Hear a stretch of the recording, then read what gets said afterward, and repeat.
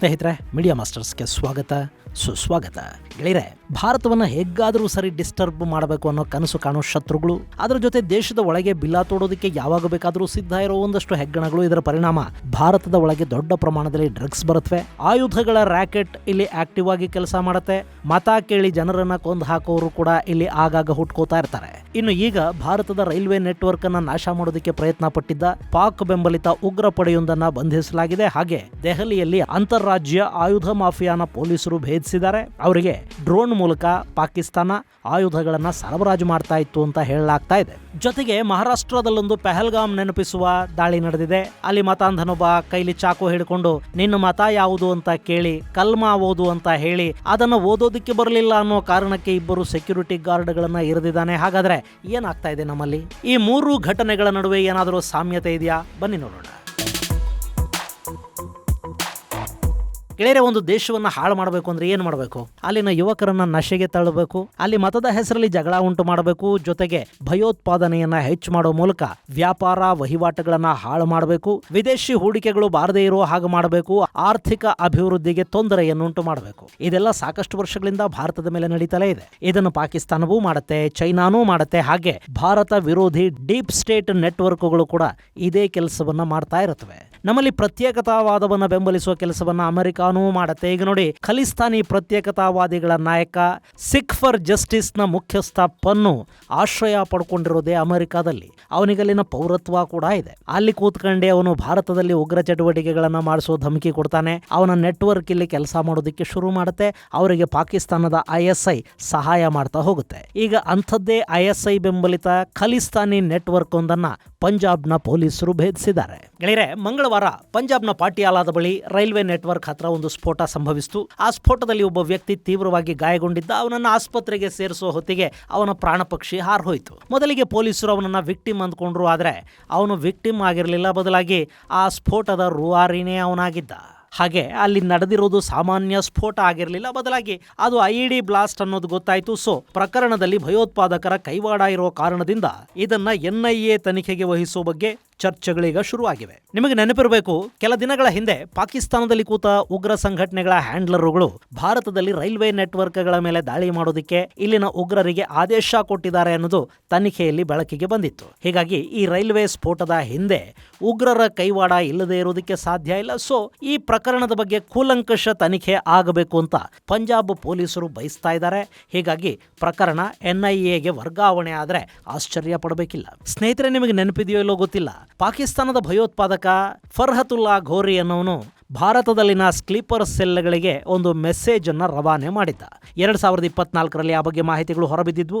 ಅಲ್ಲಿ ಫರ್ಹತುಲ್ಲಾ ಭಾರತದಲ್ಲಿನ ರೈಲುಗಳನ್ನು ಗುರಿಯಾಗಿಸಿಕೊಂಡು ದಾಳಿ ಮಾಡಿ ರೈಲುಗಳು ಹಳಿ ತಪ್ಪೋ ಹಾಗೆ ಮಾಡಿ ಆ ಮೂಲಕ ಭಾರತಕ್ಕೆ ನಷ್ಟ ಉಂಟು ಮಾಡೋದಷ್ಟೇ ಅಲ್ಲ, ಭಾರತೀಯರನ್ನ ಕೊಲ್ಲೋ ಮೂಲಕ ರೈಲು ಪ್ರಯಾಣದ ಬಗ್ಗೆ ಒಂದು ಭಯ ಉಂಟು ಮಾಡಿ ಅನ್ನೋ ಕರೆಯನ್ನು ಕೊಟ್ಟಿದ್ದ. ಅದಾದ ಬಳಿಕ ಸಾಕಷ್ಟು ಕಡೆಗಳಲ್ಲಿ ರೈಲು ಹಳಿಗಳ ಮೇಲೆ LPG ಸಿಲಿಂಡರ್ಗಳನ್ನು ಇಡೋದು, ದೊಡ್ಡ ದೊಡ್ಡ ಕಲ್ಲುಗಳನ್ನ, ಸಿಮೆಂಟ್ ಬ್ಲಾಕ್ಗಳನ್ನ ಇಡೋದು, ಐರನ್ ರಾಡ್ಗಳನ್ನಿಟ್ಟು ರೈಲು ಹಳಿ ತಪ್ಪೋ ಹಾಗೆ ಮಾಡೋ ಪ್ರಯತ್ನಗಳು ನಡೆದವು. ಸಾಕಷ್ಟು ಎಕ್ಸ್ಪ್ರೆಸ್ ರೈಲುಗಳನ್ನ ಟಾರ್ಗೆಟ್ ಮಾಡಿಕೊಳ್ಳಾಯಿತು. ಇನ್ನು ಕೆಲ ಕಡೆಗಳಲ್ಲಿ ಒಂದೇ ಭಾರತ ಎಕ್ಸ್ಪ್ರೆಸ್ಗೆ ಕಲ್ಲು ಹೊಡೆಯೋ ಕೆಲಸನೂ ಕೂಡ ಕೆಲವರು ಮಾಡಿದ್ರು. ಇದೆಲ್ಲ ಕೂಡ ರೈಲ್ವೆ ನೆಟ್ವರ್ಕ್ ಅನ್ನ ನಾಶ ಮಾಡೋದಕ್ಕೆ ಮಾಡ್ತಾ ಇದ್ದ ಪ್ರಯತ್ನಗಳು ಅಂತ ಹೇಳಲಾಯಿತು. ಇದನ್ನ ರೈಲ್ವೆ ಸಚಿವರಾಗಿದ್ದ ಗಿರಿರಾಜ್ ಸಿಂಗ್ ರೈಲ್ ಜಿಹಾದ್ ಅಥವಾ ಟ್ರೈನ್ ಜಿಹಾದ್ ಅಂತ ಕರೆದ್ರು. ಅಲ್ಲಿಂದ ಇಲ್ಲಿವರೆಗೆ ರೈಲುಗಳ ಹಳಿಗಳ ಮೇಲೆ ನಡೆಯೋ ಕುಕೃತ್ಯಗಳಿಗೆ, ರೈಲುಗಳ ಮೇಲೆ ನಡೆಯೋ ಕಲ್ಲು ತೂರಾಟಗಳಿಗೆ ರೈಲ್ ಜಿಹಾದ್ ಅನ್ನೋ ಪದ ಫಿಕ್ಸ್ ಆಗಿದೆ. ಸೊ ಅಂಥದ್ದೇ ಒಂದು ಪ್ರಯತ್ನವನ್ನ ಪಂಜಾಬಲ್ಲಿ ಮಾಡೋದಕ್ಕೆ ಸಿದ್ಧ ಮಾಡಿಕೊಳ್ಳಲಾಗಿತ್ತು. ಅಲ್ಲಿ ಖಲಿಸ್ತಾನ್ ಜೊತೆ ನಂಟನ್ನ ಹೊಂದಿದ್ದ ವ್ಯಕ್ತಿಯೊಬ್ಬನನ್ನ ಪಾಕಿಸ್ತಾನದ ISI ಬುಕ್ ಮಾಡಿಕೊಳ್ತು. ಅವನ ಕೈಯಲ್ಲಿ ಬಾಂಬ್ ತಯಾರು ಮಾಡಿಸಿ ಅದನ್ನ ಅಳಿ ಸ್ಫೋಟಕ್ಕೆ ಬಳಸೋದಕ್ಕೆ ಮುಂದಾಯಿತು ಅನ್ನೋ ಮಾಹಿತಿಗಳಿಗೆ ಸಿಗ್ತಾ ಇವೆ. ಇಲ್ಲಿ ಭಯೋತ್ಪಾದಕರು ಗೂಡ್ಸ್ ರೈಲುಗಳನ್ನ ಟಾರ್ಗೆಟ್ ಮಾಡಿಕೊಂಡು ಪಂಜಾಬ್ನಿಂದ ಹೊರಕ್ಕೆ ಯಾವುದೇ ವಸ್ತುಗಳು ಹೋಗದ ಹಾಗೆ ತಡೆಯೋ ಕೆಲಸವನ್ನು ಮಾಡ್ತಿದ್ದಾರೆ ಅನ್ನೋ ಆರೋಪ ಕೇಳಿ ಬರ್ತಾ ಇದೆ. ಸೊ ಅಲ್ಲಿ ಬಾಂಬ್ ತಗೊಂಡು ಹೋಗಿ ಅದನ್ನ ಹಳಿ ಮೇಲಿಟ್ಟು ಅದು ಸ್ಫೋಟಗೊಳ್ಳೋ ಹಾಗೆ ಮಾಡಬೇಕಿತ್ತಲ್ಲ, ಆ ಕೆಲಸವನ್ನು ಮಾಡೋದಕ್ಕೆ ಹೋದಾಗ ಬಾಂಬ್ ಅಚಾನಕ್ ಆಗಿ ಸಿಡಿದಿದೆ. ಹೀಗಾಗಿ ಬಾಂಬ್ ತಗೊಂಡು ಹೋಗಿದ್ದವನೇ ಅಲ್ಲಿ ಸಾವನ್ನಪ್ಪಿದ್ದಾನೆ. ಹಾಗೆ ನೋಡಿದ್ರೆ ಮೊದಲಿಗೆ ಈ ಬ್ಲಾಸ್ಟ್ನ ಹೊಣೆಯನ್ನು ಯಾರು ಹೊತ್ಕೊಂಡಿರಲಿಲ್ಲ. ಆದರೆ ಯಾವಾಗ ಪಾಟಿಯಾಲಾ ಪೊಲೀಸರು ಸ್ವಲ್ಪ ಇವರ ಜಾಲನ ಪತ್ತೆ ಮಾಡೋ ಕೆಲಸ ಮಾಡ್ತಾ 4 ಶಂಕಿತ ಭಯೋತ್ಪಾದಕರನ್ನ ಅರೆಸ್ಟ್ ಮಾಡಿದ್ರು, ತಕ್ಷಣ ಜರ್ಮನಿಲಿ ಕೂತಿದ್ದಾನೆ ಅಂತ ಹೇಳಲಾಗುವ ಜಸ್ವಿಂದರ್ ಸಿಂಗ್ ಮುಲ್ತಾನಿ ಆ ಸ್ಫೋಟ ಮಾಡಿಸಿದ್ದು ನಾವೇ ಅಂತ ಹೇಳ್ಕೊಂಡ. ಅಷ್ಟೇ ಅಲ್ಲ, ಅದನ್ನ ಪ್ರೋ ಖಲಿಸ್ತಾನ್ ಆಪರೇಷನ್ ಅಂತ ಕೂಡ ಅವನು ಹೇಳ್ಕೊಂಡಿದ್ದಾನೆ.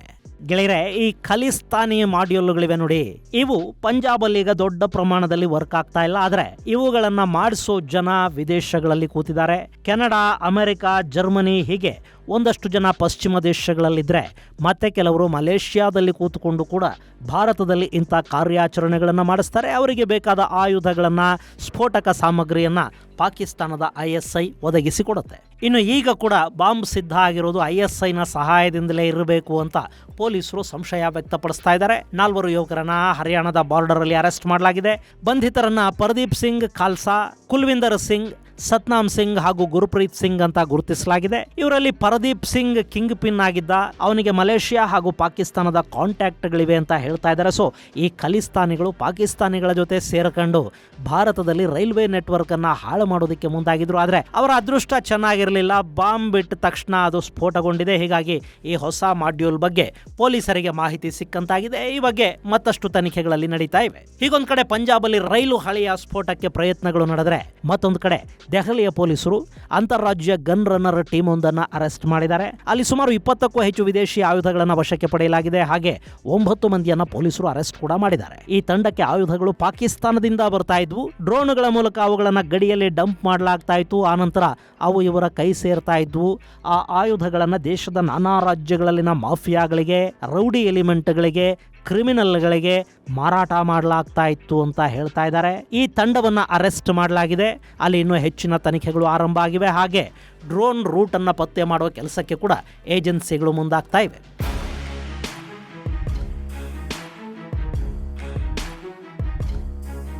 ಇದೆಲ್ಲದರ ನಡುವೆ ಮಹಾರಾಷ್ಟ್ರದಲ್ಲಿ ಪೆಹಲ್ಗಾಮ್ ಅನ್ನ ನೆನಪಿಸುವ ಘಟನೆಯೊಂದು ನಡೆದಿದೆ. ಅಲ್ಲಿ ಮತಾಂಧನೊಬ್ಬ ಕೈಯಲ್ಲಿ ಚಾಕು ಹಿಡ್ಕೊಂಡು ಕಲ್ಮಾ ಓದಿ, ಇಲ್ಲದೆ ಇದ್ರೆ ಚುಚ್ಚಿಬಿಡ್ತೀನಿ ಅಂತ ಜನರನ್ನ ಹೆದರಿಸಿದಾನೆ. ಇಬ್ಬರು ಸೆಕ್ಯೂರಿಟಿ ಗಾರ್ಡ್ಗಳನ್ನ ನಿಮ್ಮ ಮತ ಯಾವುದು ಅಂತ ಕೇಳ್ತಾನೆ. ಕಲ್ಮಾ ಓದೋದಕ್ಕೆ ಬರೋದಿಲ್ಲ ಅನ್ನೋದು ಗೊತ್ತಾದ ಕೂಡಲೇ ಅವರ ಮೇಲೆ ಚಾಕುವಿನಿಂದ ಹಲ್ಲೆ ಮಾಡ್ತಾನೆ. ಮಹಾರಾಷ್ಟ್ರದ ಥಾನೆ ಬಳಿಯಲ್ಲಿನ ನಯಾನಗರ್ನ ಮೀರಾ ರೋಡ್ ಅಲ್ಲಿ ಈ ಘಟನೆ ನಡೆದಿದೆ. ಪೊಲೀಸರು ಆರೋಪಿಯನ್ನ ಬಂಧಿಸಿದ್ದಾರೆ. ಅವನನ್ನ ಜುಬೇರ್ ಅನ್ಸಾರಿ ಅಂತ ಗುರುತಿಸಲಾಗಿದೆ. ಇನ್ನು ಈ ಜುಬೇರ್ನಿಂದ ಗಾಯಗೊಂಡ ಇಬ್ಬರು ಸೆಕ್ಯೂರಿಟಿ ಗಾರ್ಡ್ಗಳನ್ನ ರಾಜ್ಕುಮಾರ್ ಮಿಶ್ರಾ ಹಾಗೂ ಸುಬ್ರತೋ ರಮೇಶ್ ಸೇನ್ ಅಂತ ಗುರುತಿಸಲಾಗಿದೆ. ಅವರಿಬ್ಬರನ್ನ ತಕ್ಷಣ ಆಸ್ಪತ್ರೆಗೆ ಸೇರಿಸಲಾಗಿದ್ದು ಅವರು ಪ್ರಾಣಾಪಾಯದಿಂದ ಪಾರಾಗಿದ್ದಾರೆ ಅಂತ ಪೊಲೀಸರು ತಿಳಿಸಿದ್ದಾರೆ. ಈ ಪ್ರಕರಣದ ತನಿಖೆಯನ್ನ ಆಂಟಿ ಟೆರರಿಸಂ ಸ್ಕ್ವಾಡ್ಗೆ ವಹಿಸಿಕೊಡಲಾಗಿದೆ. ಅವರು ಜುಬೇರ್ನ ಜಾತಕನ ಕೂಡ ಈಗಾಗಲೇ ಜಾಲಾಡಿದ್ದಾರೆ. ಇವನು ಐಸಿಸ್ನ ಪ್ರಭಾವಕ್ಕೆ ಒಳಗಾಗಿದ್ದ ಅನ್ನೋದು ಗೊತ್ತಾಗಿದೆ. ಅವನೇ ಬರೆದಿರೋ ಒಂದಷ್ಟು ಬರವಣಿಗೆಗಳು ಕೂಡ ಅಲ್ಲಿ ಸಿಕ್ಕಿದ್ದು. ಅವನಿಗೆ ಐಸಿಸ್ ಸೇರೋ ಬಯಕೆ ಇತ್ತಂತೆ. ಆದ್ರೆ ಹೇಗೆ ಸೇರ್ಬೇಕು ಅನ್ನೋದು ಗೊತ್ತಾಗಲಿಲ್ಲ. ಅವರ ಸಂಪರ್ಕವನ್ನ ಪಡ್ಕೊಳ್ಳೋದಕ್ಕಾಗಿ ಒಂದಷ್ಟು ಭಯೋತ್ಪಾದಕ ಕೃತ್ಯಗಳನ್ನ ಭಾರತದಲ್ಲಿ ಮಾಡಬೇಕು ಅಂದ್ಕೊಂಡ. ಸೊ ಅವರಿವರ ಪ್ಯಾಂಟ್ಗಳ ಒಳಗೆ ಮತ ಹುಡುಕೋ ಕೆಲಸ ಮಾಡಿದ್ರೆ ಐಸಿಸ್ ತಾನೇ ಇವನನ್ನು ಕರೆದು ಕೆಲಸ ಕೊಡುತ್ತೆ ಅಂತ ಅವನು ಅಂದ್ಕೊಂಡಿದ್ನಂತೆ. ಅದರ ಜೊತೆ ಇಸ್ಲಾಂ ಜಿಹಾದ್ ಬಗೆಗಿನ ಒಂದಷ್ಟು ವಿಡಿಯೋಗಳನ್ನ ಇವನು ನೋಡಿರೋ ಬಗ್ಗೆ ಕೂಡ ಮಾಹಿತಿ ಸಿಕ್ಕಿದೆ. ಇಲ್ಲಿ ಆತಂಕಕಾರಿ ವಿಷಯ ಏನು ಅಂದ್ರೆ, ಈ ಮತಾಂಧ ಸೈನ್ಸ್ ಗ್ರಾಜ್ಯುಯೇಟ್ ಅಂತ ಗೊತ್ತಾಗ್ತಾ ಇದೆ. ಇವನು ಈ ಹಿಂದೆ ಅಮೆರಿಕಾದಲ್ಲಿದ್ದಂತೆ. 2019ರಲ್ಲಿ ಭಾರತಕ್ಕೆ ವಾಪಸ್ ಬಂದಿದ್ದ.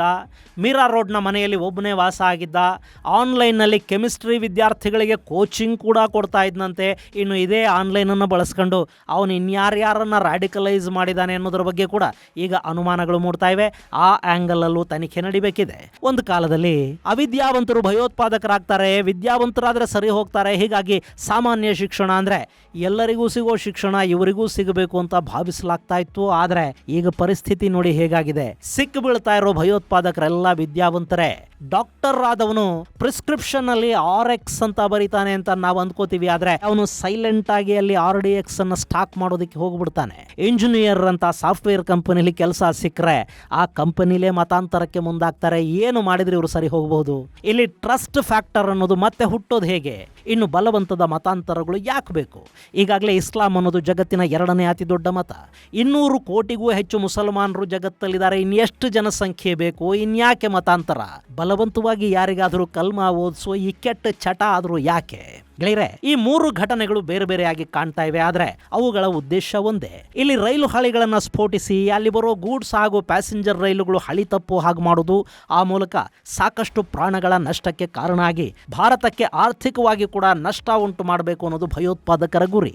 ಇನ್ನು ಮತ್ತೊಂದು ಪ್ರಕರಣವನ್ನ ನೋಡಿದ್ರೆ ಅಲ್ಲಿ ಮತದ ಹೆಸರಲ್ಲಿ ಭಾರತೀಯರನ್ನ ಹೆದರಿಸೋ ಪ್ರಯತ್ನ ನಡೆದಿದೆ. ಕಲ್ಮಾ ಓದೋದಕ್ಕೆ ಬರಲಿಲ್ಲ ಅಂತ ಯಾರನ್ನಾದರೂ ಕೊಲ್ಲೋದಿದೆ ನೋಡಿ. ಅದು ಭಾರತದಲ್ಲಿ ಭಯ ಉಂಟು ಮಾಡಿ ಒಂದು ಮತೀಯ ಅಸಹನೆ ಮತ್ತು ಸಮುದಾಯಗಳ ನಡುವೆ ಅಪನಂಬಿಕೆಯನ್ನು ಹೆಚ್ಚು ಮಾಡೋ ಪ್ರಯತ್ನದ ಭಾಗ. ಈ ಹಿಂದೆ ಪಹಲ್ಗಾಮಲ್ಲಿ ಉಗ್ರರು ಕಲ್ಮಾ ಓದಿಲ್ಲ ಅಂತ ಹೇಳಿ ಪ್ಯಾಂಟಿನ ಒಳಗೆ ಮತಗಳನ್ನು ಹುಡುಕಿದ್ರು. ಈಗ ಇವನು ಕೂಡ ಅದನ್ನೇ ಮುಂಬೈಯಲ್ಲಿ ಮಾಡಿದ್ದಾನೆ. ನಾಳೆ ನಮ್ಮೂರಲ್ಲೂ ಇದಾದರೆ ಏನು ಗತಿ ಅನ್ನೋ ಭಯ ಭಾರತದ ಬೇರೆ ಬೇರೆ ನಗರಗಳ ಜನ ಹುಟ್ಟುತ್ತೆ ನೋಡಿ. ಅಲ್ಲಿಗೆ ಇಡೀ ಒಂದು ಸಮುದಾಯದ ಬಗ್ಗೆ ಆತಂಕವನ್ನು ಜನ ಬೆಳೆಸ್ಕೊಳ್ತಾ ಹೋಗ್ತಾರೆ. ಅಲ್ಲಿ ನಂಬಿಕೆ ನಾಶ ಆಗುತ್ತೆ. ಇನ್ನು ದೆಹಲಿಯಲ್ಲಿ ಸಿಕ್ಕಿಬಿದ್ದಿರೋ ನೆಟ್ವರ್ಕ್ ಕೂಡ ಪಾಕಿಸ್ತಾನದ ಜೊತೆ ನಂಟನ್ನು ಹೊಂದಿದೆ. ಅದು ಪಾತಕಿಗಳಿಗೆ ಸುಲಭವಾಗಿ ಆಯುಧ ಸಿಗುವ ಒಂದು ವ್ಯವಸ್ಥೆಯನ್ನ ವ್ಯಾಪಕವಾಗಿ ಮಾಡ್ತಾ ಇದೆ. ಮೂರೂ ಕೂಡ ಈ ದೇಶವನ್ನ ಒಳಗಿಂದಲೇ ಬಲಹೀನಗೊಳಿಸುವ ಪ್ರಯತ್ನದ ಭಾಗಗಳು. ಈ ಬಗ್ಗೆ ತನಿಖೆ ನಡೀತಾ ಇದೆ. ಅದು ಎಲ್ಲಿಗೆ ಹೋಗಿ ನಿಲ್ಲುತ್ತೆ ಅನ್ನೋದನ್ನ ಕಾದು ನೋಡಬೇಕು. ಇದು ಗೆಳೆಯರೆ ಪಂಜಾಬ್, ದೆಹಲಿ ಮತ್ತು ಮಹಾರಾಷ್ಟ್ರಗಳಲ್ಲಿ ನಡೆದ ಭಯೋತ್ಪಾದಕ ಕೃತ್ಯಗಳ ಕುರಿತಾದ ಒಂದಷ್ಟು ಮಾಹಿತಿ. ಮುಂದಿನ ಸಂಚಿಕೆಯಲ್ಲಿ ಮತ್ತಷ್ಟು ವಿಶೇಷಗಳ ಜೊತೆ ಮತ್ತೆ ಭೇಟಿಯಾಗೋಣ. ಅಲ್ಲಿವರೆಗೆ ಜೈ ಹಿಂದ್, ಜೈ ಕರ್ನಾಟಕ.